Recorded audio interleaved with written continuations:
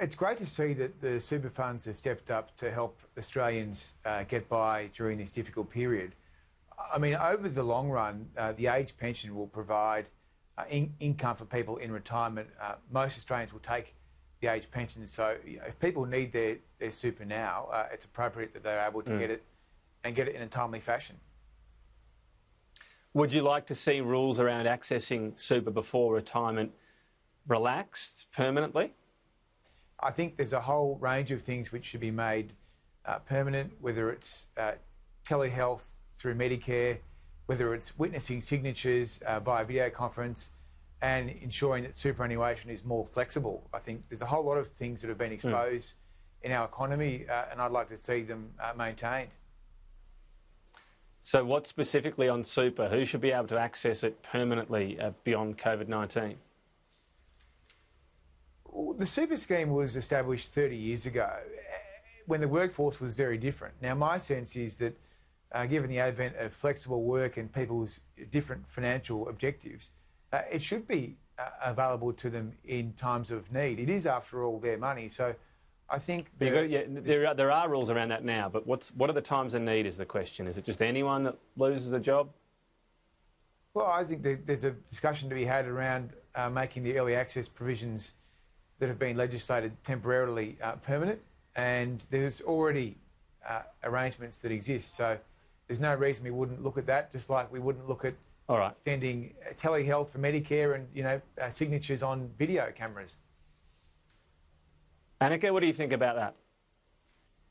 I think that the ability to draw down from super could be an absolute last resort. We are in extraordinary times, which means that people must consider. But I guess my first and foremost worry is what happens at the end of the process, because I talk to workers in their 60s and their 70s who are working at Coles and Woolies or as cleaners at shopping centres, because when the time came to retire, they didn't have enough in their super to retire and were faced with continuing to work indefinitely. So I very much hope this is an opportunity for all sectors to continue to work constructively and not for the government to take this opportunity to forge an ideological path with some ideas that have been around for a very long time and aren't coming out of sort of the new circumstances of the pandemic.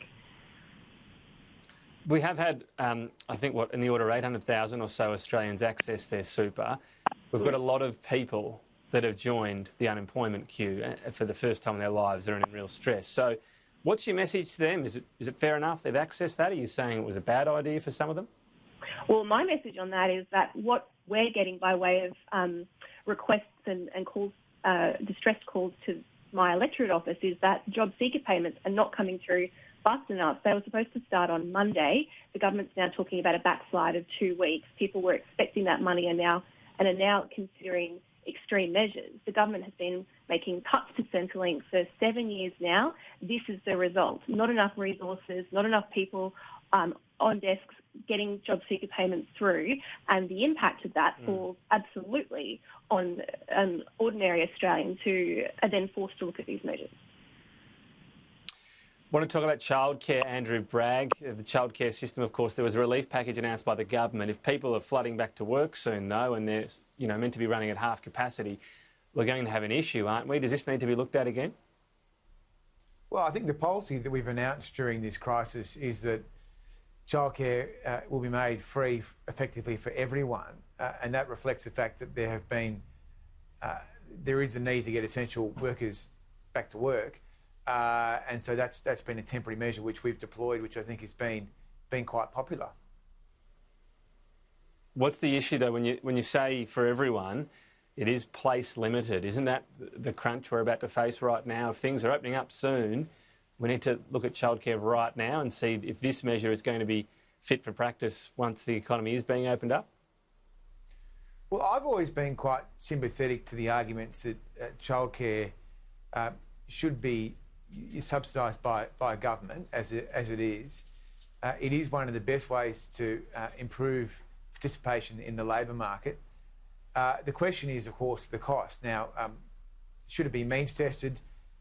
In my view, it should be, because I think there are, frankly, wealthy people that can pay for their own childcare. What's Labor's issue with this at the moment, Anika? It was a big and generous package when it was announced. Well, I have to argue with Andrew on that point. These measures have not been quite popular. It is a debacle out there. The Prime Minister announced free childcare as a good headline, but he didn't fund it. He left it to the childcare centres to fund, who are now being asked to do the impossible. They're being asked to provide free childcare on half the revenue. Half of it, though, didn't they? But the centres themselves are now trying to operate on 50% revenue. They were given 48 hours notice, and the changes came in at midnight. So parents calling up on the Monday morning trying to make changes and work with the centres were being told, we can't make any changes. The system froze at midnight on Sunday. They had hours to wrap their heads around it.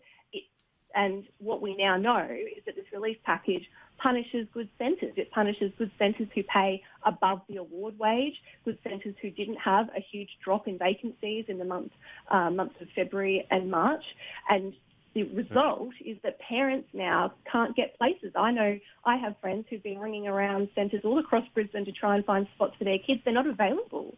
Family daycare feels like their entire industry has been completely devalued by the government because they're, in some cases, being asked to work for free. It's not working for parents. It's not working for the centres. And these educators are frontline workers, and they're still being asked to put themselves at risk amongst all of this.